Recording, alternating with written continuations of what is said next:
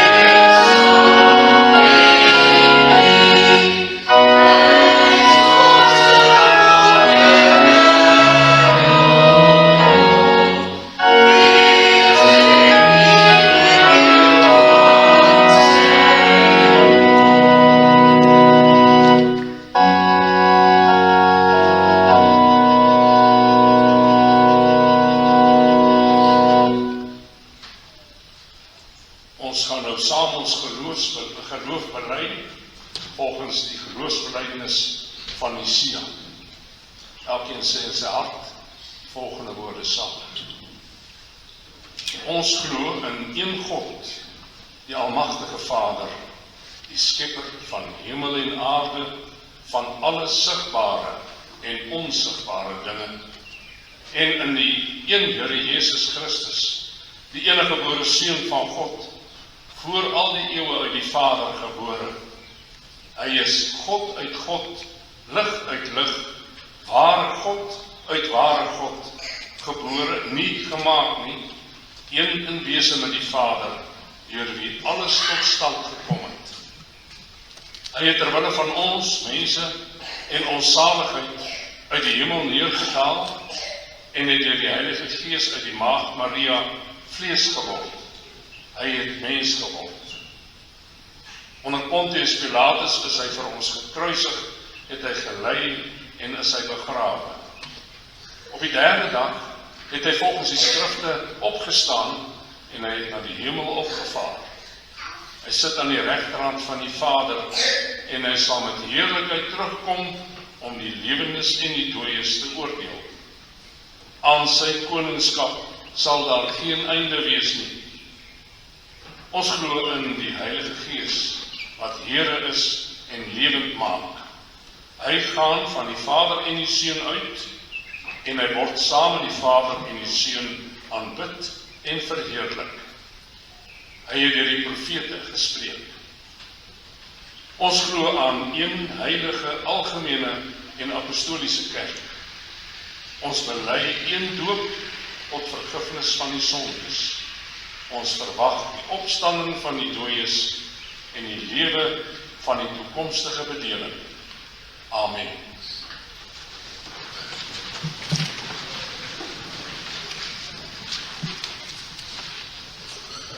Ons luister nou met die nodige eerbied na die afkondiging van die wet van die Here volgens Exodus 20. Toe het God al hierdie woorde gespreek en gesê: Ek is die Here jou God wat jou uit Egipte land, uit die slawehuis uitgelei het. Jy mag geen ander gode voor my aangesig hê nie.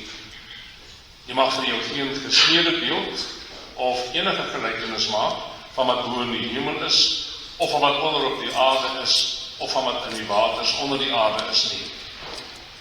Jy mag jou voor hulle nie neerbuig en hulle nie dien nie, want ek, die Here jou God, is 'n jaloerse God, wat die misdaad van die vaders besoek aan die kinders, aan die derde en aan die vierde geslag van die wat my haat.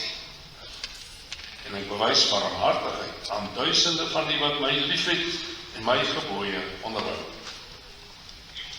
Jy mag die naam van die Here jou God nie uitelik gebruik nie, want die Here sal die een wat sy naam uitelik gebruik, nie ongestraf laat bly nie. Gedenk die Sabbatdag, dat jy dit heilig. 6 dae moet jy arbei en al jou werk doen, maar die 7de dag is die Sabbat van die Here jou God. Dan mag jy geen werk doen nie. Jy of jou seun of jou dogter, of jou diensknegt of jou diensmaagd, of jou vee, of jou vreemdeling wat in jou poorte is nie. Want in 6 dae het die Here die hemel en die aarde gemaak, die see en alles wat daar is, en op die 7de dag het hy gerus. Daarom het die Here die Sabbatdag geseën en dit geheilig.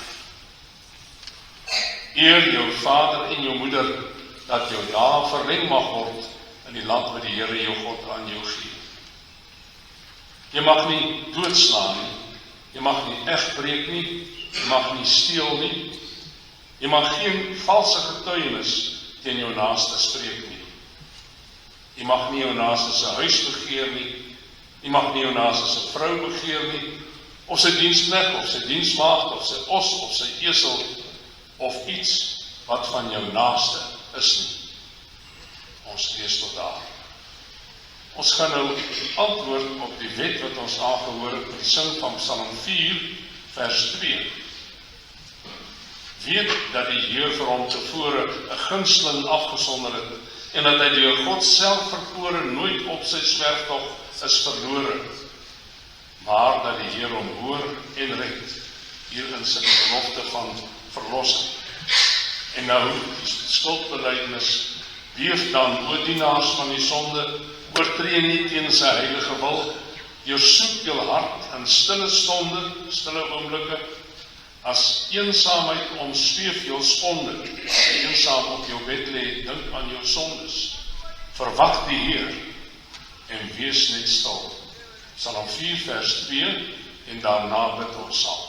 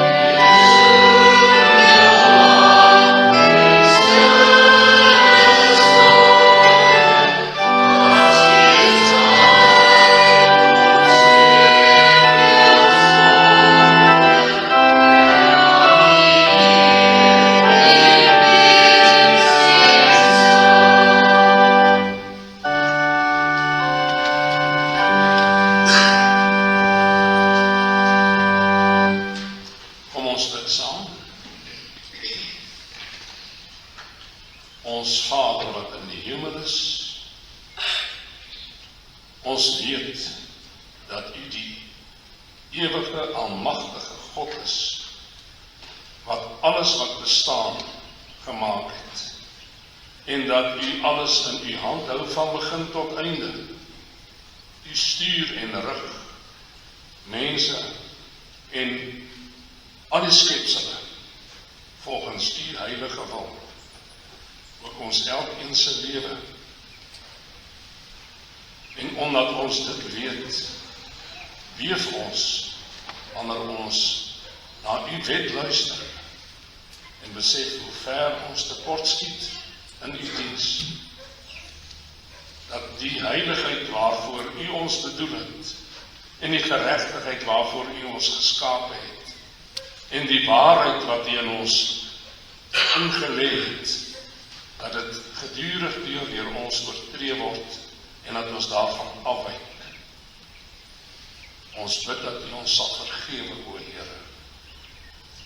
En ons dank U daarvoor dat ons kan weet, en ook nou weer saam met die psalmdigter kon sing, dat ons weet dat U hoor en dat U red. Ja, ons dank U vir die heerlike evangelie van verlossing in ons Here Jesus Christus.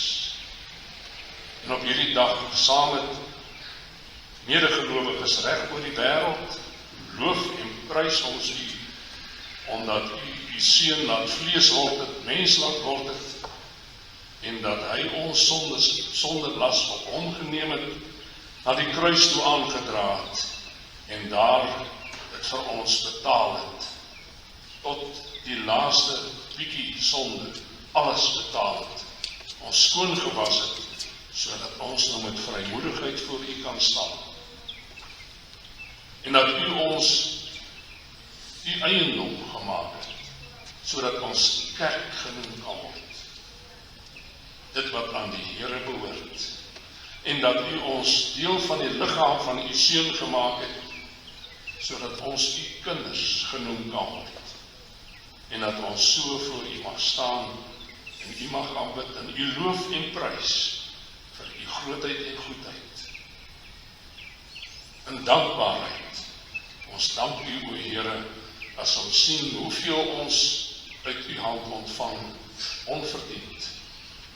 Ons daaglikse brood, wat ons weer in hierdie afgelope week uit U hand ontvang het, lewensmiddele, gesondheid, liggaamskragte, helder verstand, geleenthede, om die roeping wat U ons elkeen oplê, die werk wat ons moet doen, om dit te kan uitvoer, en dat ons dit in vrede, sonder vervolging kan doen. Daarom gaan ons harte uit, na medebroers en susters in die geloof, wat in lande woon, waar daar vervolging is. Ag Here, verlig tog die las, gee uitkoms, gee tog, dat elke dag meer en meer mense U kan herken, as die Here God, en U ook so herken, en U ook so dien, nie voor U buig, en U bely as die almagtige God, aan wie alle eer en heerlikheid toekom.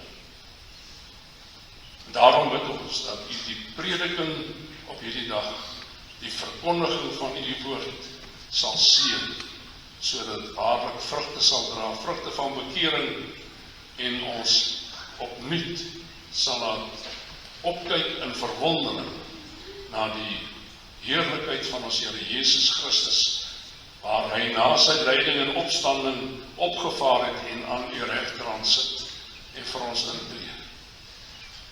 Ons bid dat U ons ook nou, waar ons saam is, sal seën in hierdie erediens, dat het in U diens sal staan en tot U eer sal wees.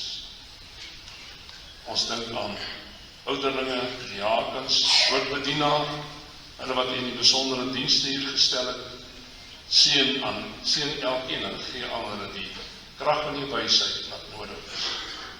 Elke broeder en suster, elke kind, gee tog aan elkeen U genade, gee vrede in ons harte, o Here.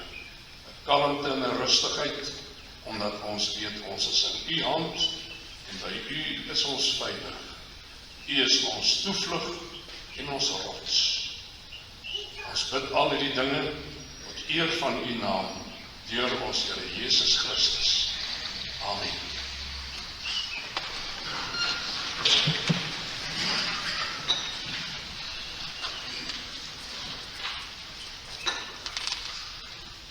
Voor die woorddiens sing ons Psalm 139.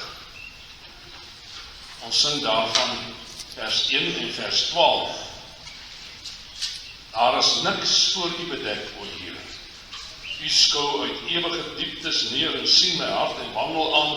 Al wat ek doen, my sit en staan, of wat in my diep weggesink het. U weet al wat my hart bedink het.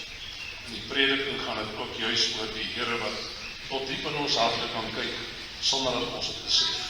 En hier sing ons het in Psalm 139, en sing ook vers 12.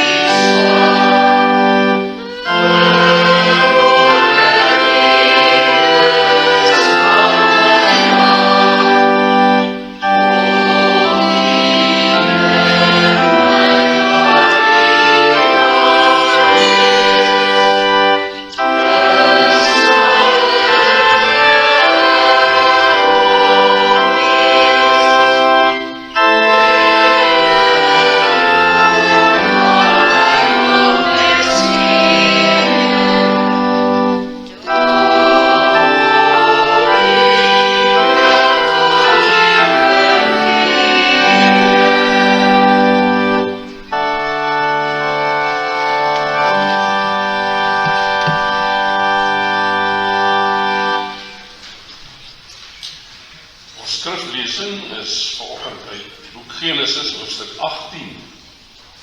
Ons lees verse 1 tot 19 van hierdie hoofstuk. Genesis 18, ek lees die 53 vertaling. Dit is die geskiedenis van Abraham en Sarah. Ons lees in hoofstuk 18, daarna het die Here aan hom verskyn, is aan Abraham verskyn, by die terpentynbome van Mamre, terwyl hy by die ingang van die tent sit op die warmste van die dag. Toe hy sy oë opslaan en kyk, staan daar 3 manne voor hom. En toe hy hulle sien, loop hy hulle tegemoet van die ingang van die tent af en buig hom na die aarde. En hy sê, my Heer, as ek nou genade in u oë gevind het, gaan dan tog nie by u knegt verby nie. Laat het toch 'n bietjie water bring en was u voete en lê en rus onder die boom. En laat ek 'n stukkie brood gaan haal en versterk u hart. Daarna kan u verder gaan, want daarom het u by u knegt aangekom. En hulle antwoord, doen soos u gesê het. Toe loop Abraham haastig in die tent na Sarah en sê, maak gou nie 3 mate meel die beste en maak roosterkoeke. Daarop loop Abraham na die beeste en vang 'n jong mooi kalf en gee dit aan die dienaar wat dit gou klaar gemaak het. En hy neem dikmelk en soetmelk en die kalf wat hy klaar gemaak het en sit dit aan hulle voor, terwyl hy self by hulle onder die boom bly staan en dit geëet. Net so opmerking hier, broers en susters, dit is daarom groot gasvryheid hierdie. Hy sê, eet 'n stukkie brood, maar kyk die geweldige maaltyd wat hy vir hulle voorberei het. Was natuurlik omdat hy besef het, dis nie maar net gewone 3 manne, dit is benewens normale gasvryheid. En hy het by hulle bly staan en het geëet, en toe sê hulle vir hom, waar is Sarah, die vrou? En hy antwoord, daar in die tent. En hy sê, ek sal oor 'n jaar sekerlik weer na jou toe kom, en dan sal jou vrou Sarah 'n seun hê. Sarah het geluister by die ingang van die tent wat agter hom was. Abraham en Sarah was oud, ver op hulle dae. Dit het met Sarah nie meer volgens die reël van die vroue gegaan nie. Sarah het by haarself gelag en gedink, sal ek wellus hê, nadat ek oud geword het en my Heer oud is? Toe sê die Here vir Abraham, waarom het Sarah daar gelag en gedink, sou ek ook werklik waar, nadat ek oud geword het? Sou iets vir die Here te wonderbaar wees? Hierdie tyd oor 'n jaar sal ek na jou terugkom en Sarah sal 'n seun hê.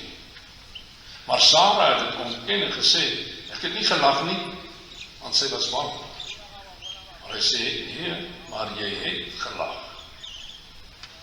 Toe staan die manne daarvandaan op en het gekyk na die kant van Sodom. En Abraham het saam met hulle gegaan om hulle weg te bring. Daarop sê die Here, sal ek vir Abraham verberg wat ek gaan doen, terwyl Abraham toch sekerlik 'n groot en 'n magtige nasie sal word, en al die nasies van die aarde in hom geseën sal word, want ek het hom verkies, dat hy aan sy kinders en sy huis na hom bevel sou gee, dat hulle die weg van die Here moet hou, om geregtigheid en reg te doen, sodat die Here oor Abraham kan bring, wat hy oor hom gespreek het. Ons lees tot daar. Veral verse 13 tot 15, die Here vir Abraham sê, waarom het Sarah daar gelag, sou ek en gedink, sou ek werklik waar, nou dat ek oud geword het, sou iets vir die Here te wonderbaar wees, en dan weer die belofte, hierdie tyd oor 'n jaar sal ek na jou terugkom, Sarah sal 'n seun hê, maar Sarah het dit ontken, want sy was bang. Maar hy sê nee, jy het gelag. Broers en susters, by die lees van hierdie stukkie geskiedenis, kry mens Sarah nogal jammer, nie waar nie. Want sy het op die dag dan in 'n geweldige verleentheid beland, nie waar nie.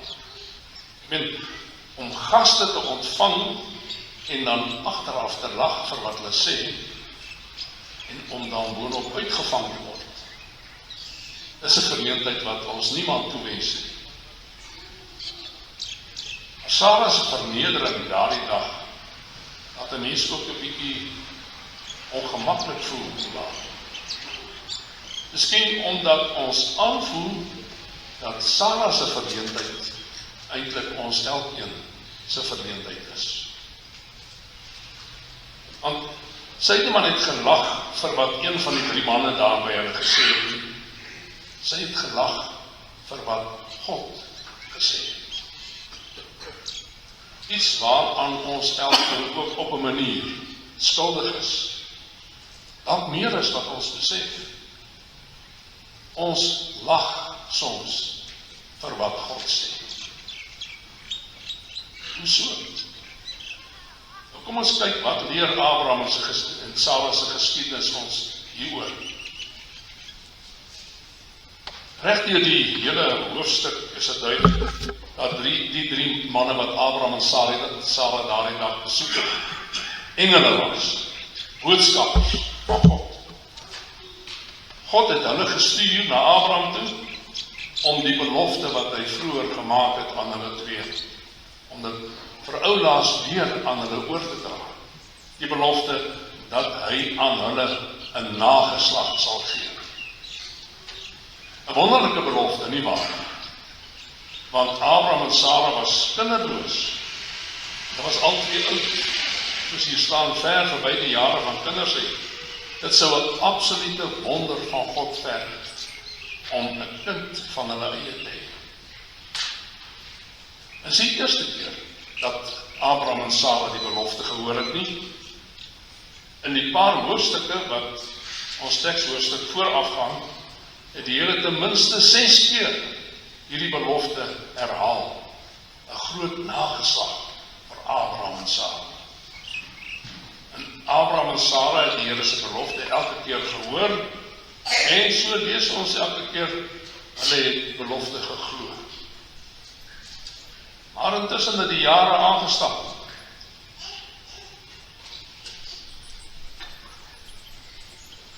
Vandat hulle die belofte die eerste keer gehoor het, tot op hierdie dag, daar by die terpentynbome van Mamre, het amper 25 jaar, 'n kwart eeu verbygegaan. En steeds geen teken van die kind nie. Abraham was nou al 99 jaar, en Sara al 90 jaar oud. En Sara het natuurlik begin wonder, gaan God nog daardie belofte uitvoer? Kan hy dit nog uitvoer? En so het Sara se geloof in God se beloftes met die tyd al kleiner en kleiner geword, gekrimp. Haar geloof het klein geloof geword. En hier kom die 3 mans nou weer met dieselfde storie as die afgelope 25 jaar. Abraham, jy en Sara sal 'n kind hê.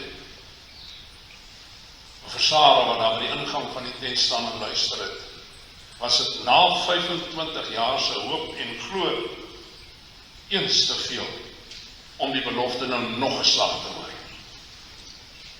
Daarom het sy gelag. Nie hardop nie, maar diep in haar binneste het sy gelag. Ons het dit gelees. Ons het ook gelees, maar verleentheid, toe sy agterkom dat die Here weet dat sy vir sy belofte gelag het. En nou sê ons, Sara se verleentheid is eintlik ons, elkeen se verleentheid. Want wat sy daardie dag gedoen het, doen ons ook gedurig weer.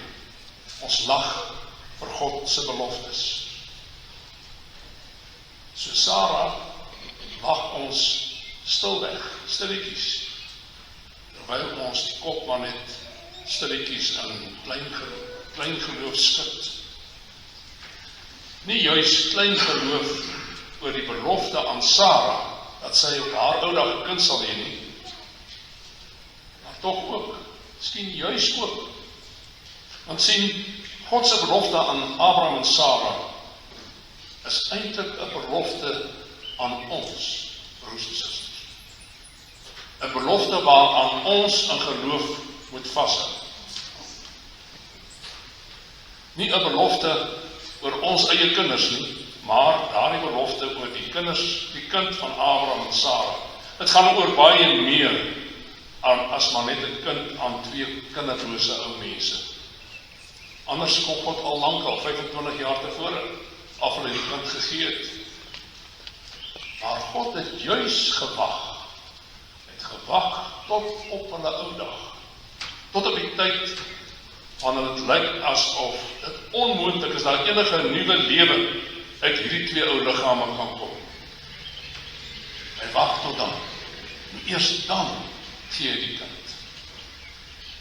Waarom eers dan?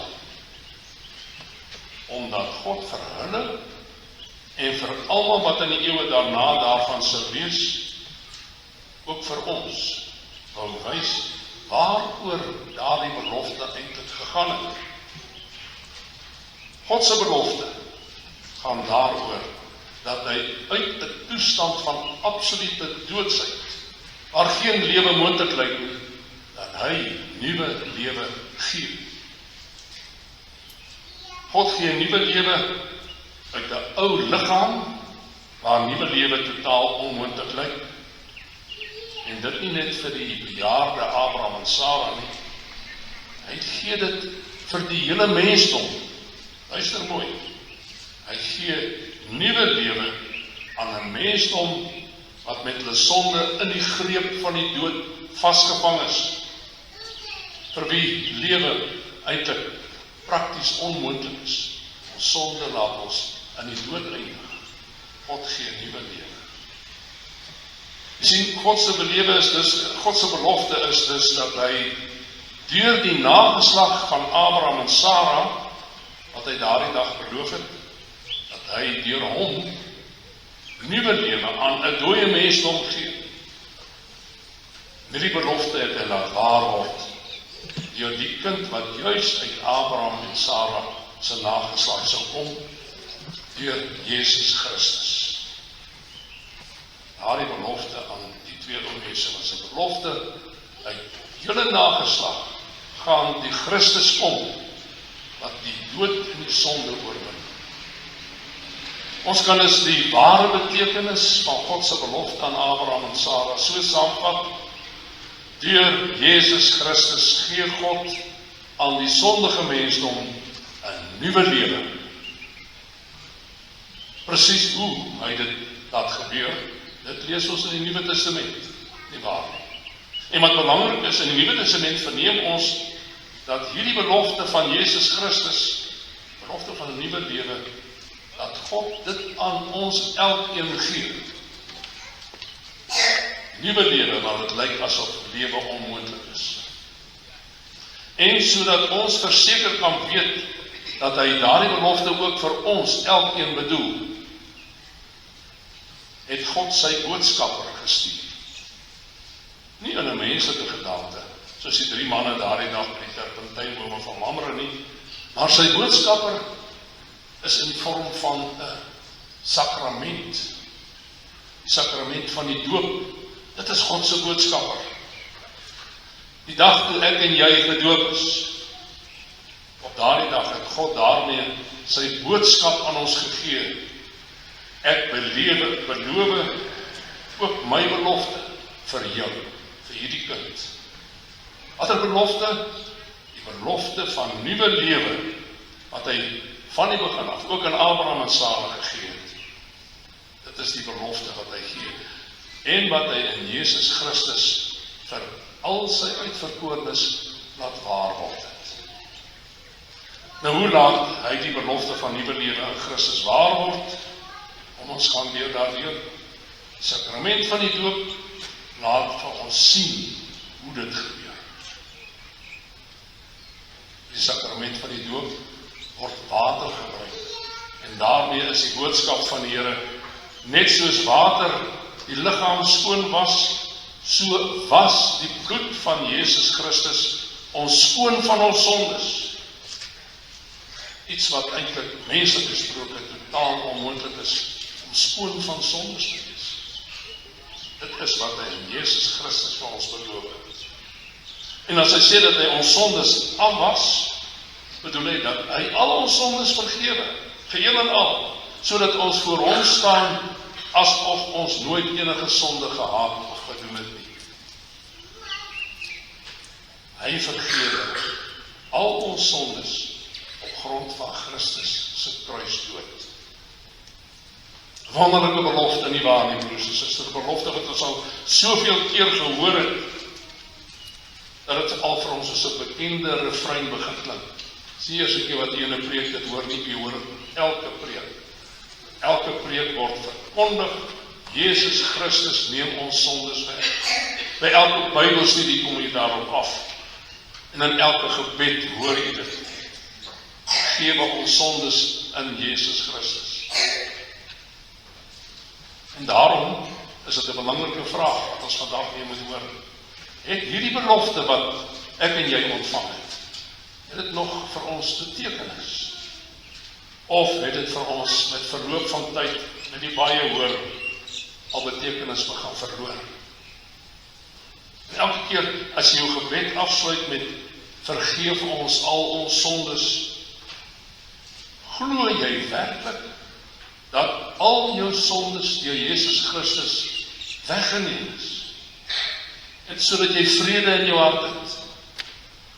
Of sê jy dan maar amen aan die einde van jou gebed en staan op en lewe maar verder weer aan met angs en spanning oor hoe ontoereikend my lewe is? al my sondes en verkeerde dinge van die verlede nog steeds slapelose nagte, ten spyte van die gebed. En net dit nie, met die doop beloof God ons ook, het hy ook aan jou en my beloof, dat hy ons tot sy kinders en erfgename aanneem. So staan dit in die doopformulier. Glo jy werklik hierdie belofte, broer en suster? Of is jy ook iemand wat gedurig beloof en kwel oor die vraag, is dit werklik 'n kind van God? Die duiwel probeer daardie vraag in ons harte plant. Maar die Here sê in die doopformulier, ek neem jou aan as my kind. Volgens die doopformulier beloof God nog iets verder. Hy sê dat hy beloof dat hy ons met alle goeie dinge wil versorg en alle kwaad van ons afweer of tot ons bes wil beskik. Dit het hy met jou doop en my doop aan ons beloof. En ons, as ons hierdie belofte hoor, vir alles is hierdie belofte hoor, dan lag ons stilweg agter die tentklappe van ons hart. Vir alles het dit ons swaar gaan, wanneer vreeslike siekte ons pak, of 'n dierbare van ons pak, of iemand wat naby aan my was skielik deur die dood weggeneem word, of wanneer my eens rustig en stil lewe skielik deur finansiële krisisse die mekaar gekrap word, of wanneer ek my werk verloor, of familiespanning en huismoeles my tuiste, of miskien probleme van 'n wyeer omvang, al die misdaad, die korrupsie en die moord in ons land, wat ons bang maak vir wat môre dalk vir ons inhou.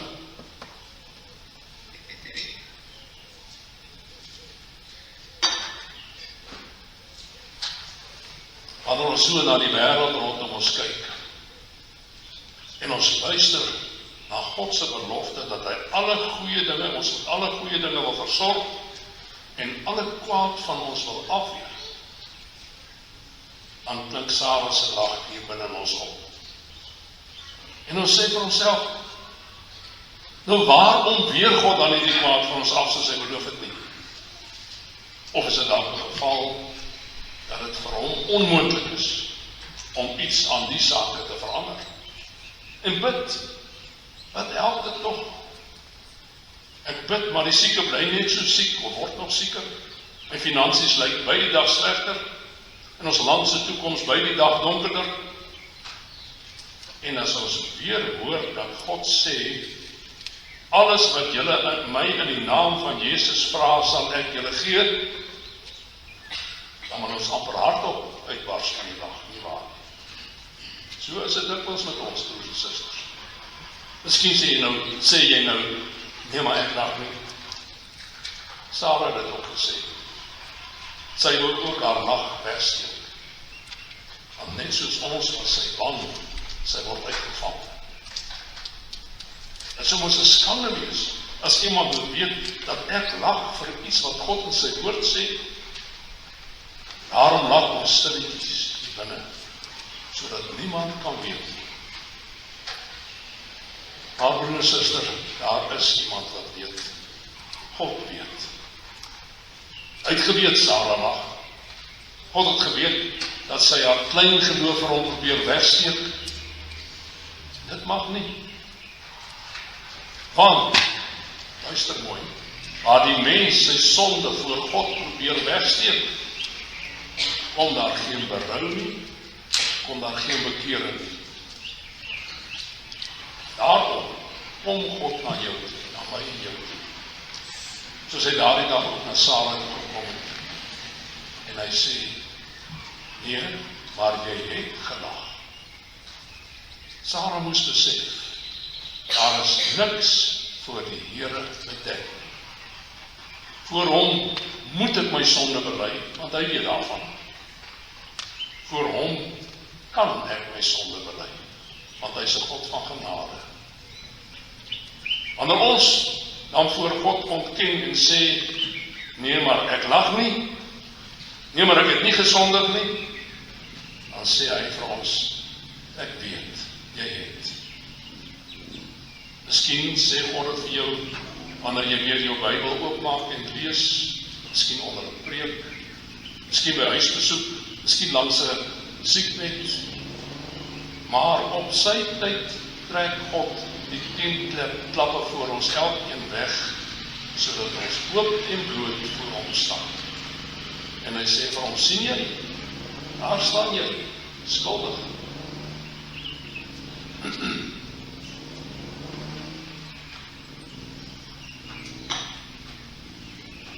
Maar nou, broers en susters, God het nie 'n behaag daarin om maar net sondaars te ontmasker nie, om te sê, jy is skuldig en jy is skuldig.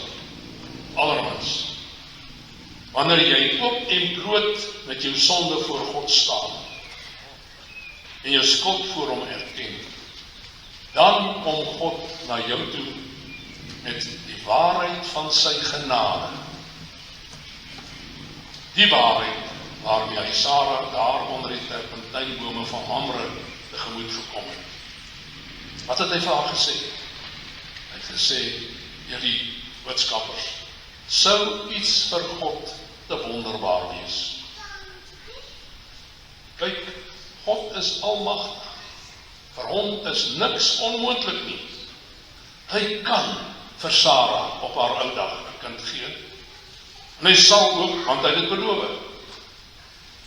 Hy kan ook vir my en vir jou, wat oop en bloot met ons sonde voor hom staan, hy kan ons van daardie sondes vrymaak. Daarom moet ons dit goed verstaan, broers en susters.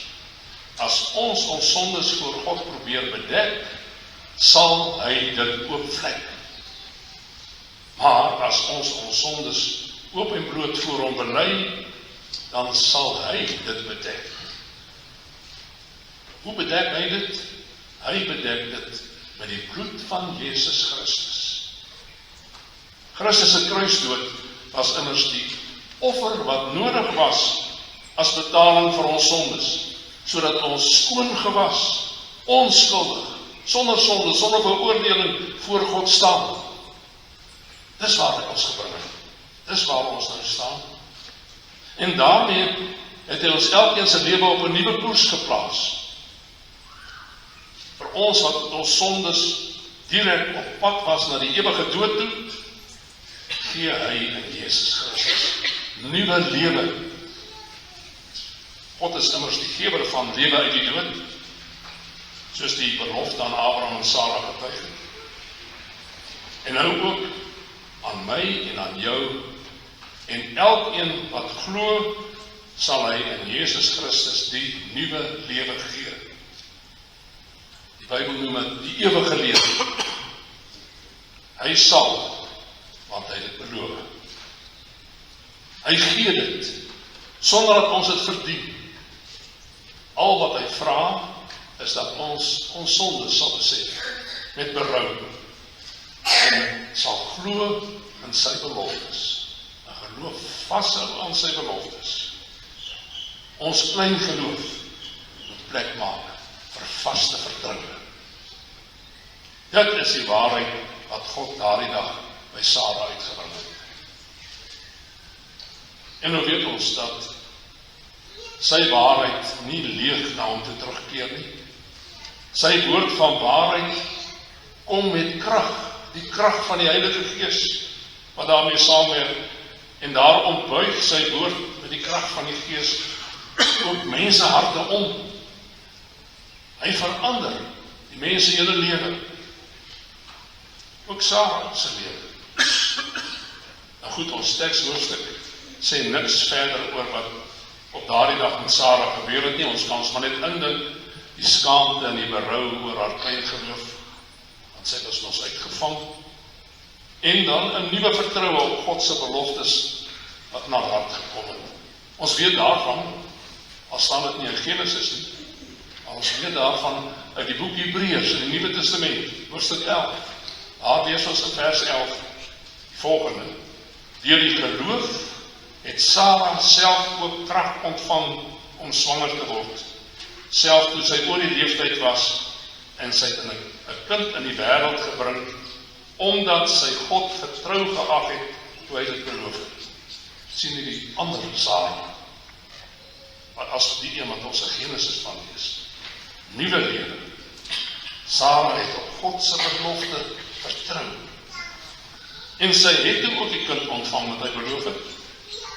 En eeue later is uit die kind se nageslag gebore die verlosser wat God aan die mensdom beloof het. Jesus Christus, hy wat die ewige lewe uit die dood gee. Broers en susters, om af te sluit, in sy woord konfronteer God ons môre met die vraag, is daar miskien iets wat vir die Here te wonderbaar sal wees? As jy die vraag hoor, en verwag God van jou om hierop te antwoord, dadelik en opreg te antwoord, nee, niks is vir God onmoontlik nie. God kan en sal selfs sy wonderlikste beloftes, ook die aan my, sal hy uitvoer. Hy sal, soos hy beloof het, my in die bloed van Jesus Christus van al my sondes skoon was. En hy het, soos hy beloof het, my as sy kind en erfgenaam aangeneem. En soos hy beloof het, sal hy my in die lewe met alle goeie dinge versorg en alle kwaad van my afweer of tot my bestel beskik.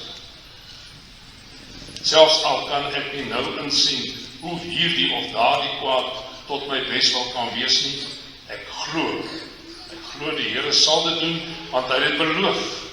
Ek aanvaar dit in die geloof. En daarom het ek vrede in my hart, selfs in die moeilikste omstandighede. En God sal ook, soos hy beloof het, vir my 'n nuwe lewe gee. Hoe lyk die nuwe lewe? Deur sy gees woon hy in my en maak hy my lewe heilig en nuut. Elke dag, meer en meer, totdat ek eintlik saam met die gemeente van die uitverkorenes in die ewige lewe vlekkeloos gestel sal word. Amen. Kom ons dank saam.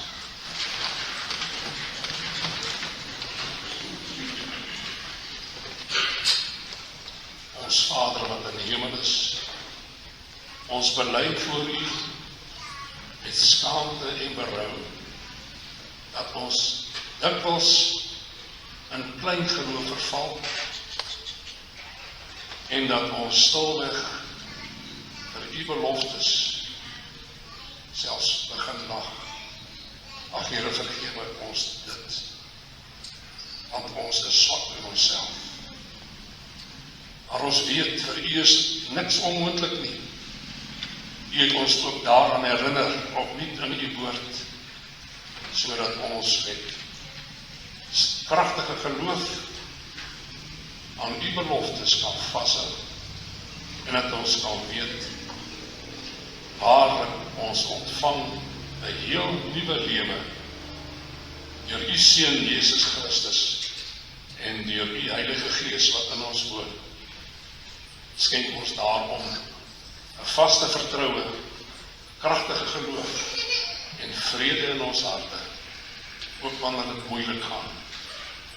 Dit bid ons van U omdat U dit beloof het, en U woord is 'n woord van waarheid.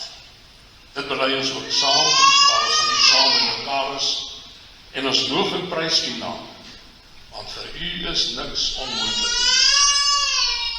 Dra ons dan so met hierdie vaste vertroue en vrede in ons harte, ook hierdie week deur wat ons nou ingegaan het, en bring ons weer op die bestemde tyd as U gemeente by mekaar, om U naam te loof en prys. Ons vra dit in ons Here Jesus se naam. Amen.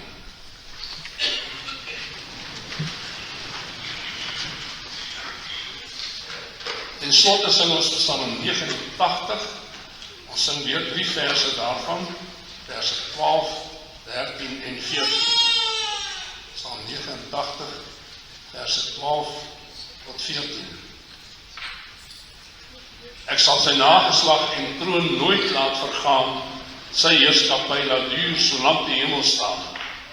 Maar wil sy kinders nie my wette onderhou nie, bly hulle aan my bevel en regte nie getrou nie, maar dwaal verder af na onheilige weë, dan kom my tugtiging op sondaarspad teë. En dan vers 14, weer God se trou belofte, hy sê, ek het in my heiligheid aan Dawid trou gesweer, belofte woord wat ek bevestig, altyd weer. Dis die belofte van Jesus Christus, nee. Sy nageslag en troon sal voor my wees oneindig, net soos die son se lig, so glansryk en bestendig, net soos die maan so vas. En bo die hemelbo staan die getuie en getrouheid onbewoe.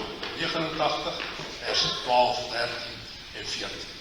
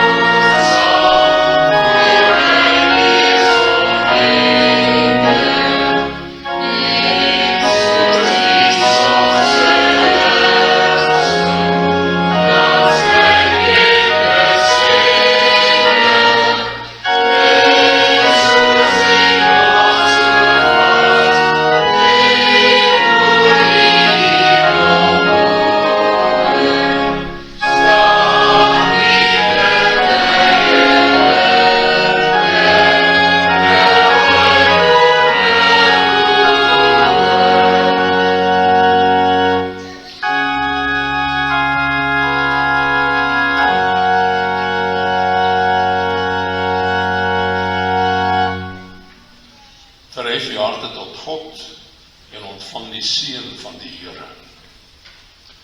Die genade van ons Here Jesus Christus, die liefde van God en die gemeenskap van die Heilige Gees sal met julle almal wees. Amen.